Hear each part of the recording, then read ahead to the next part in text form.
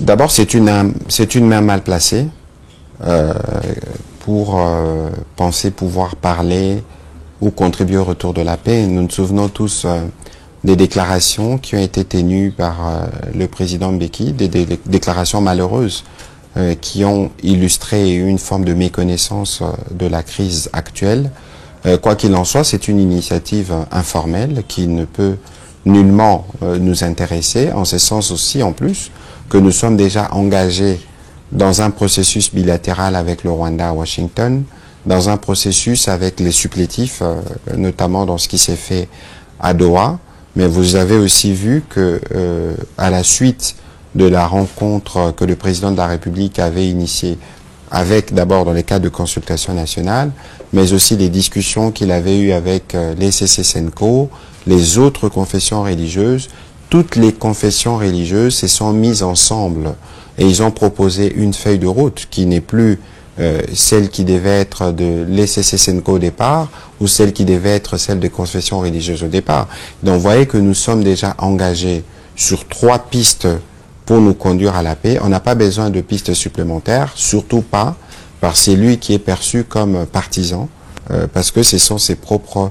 déclarations. Et il ne faut pas oublier que la nature de la crise que nous connaissons, elle est d'abord sécuritaire, du fait de l'agression du Rwanda, et que cela est bien pris en charge par les processus de Washington et de Doha. En interne, vous avez vu que dans les derniers gouvernements qui est sorti, il y a déjà eu un début d'ouverture à ceux qui étaient dans l'opposition ou dans la société civile, mais qu'il y a d'autres démarches qui sont en cours et donc l'initiative de l'Afrique du Sud est pour nous inopportune. On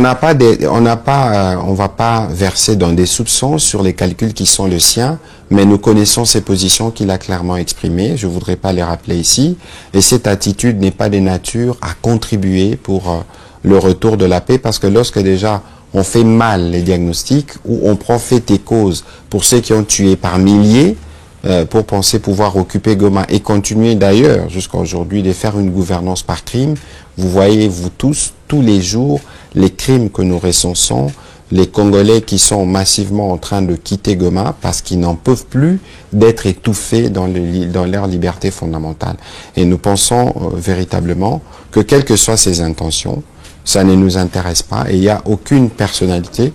dans les institutions actuelles, ni les conseils spéciaux du président de la République, encore moins le président de l'Assemblée nationale, qui ne pourra participer à ces discussions.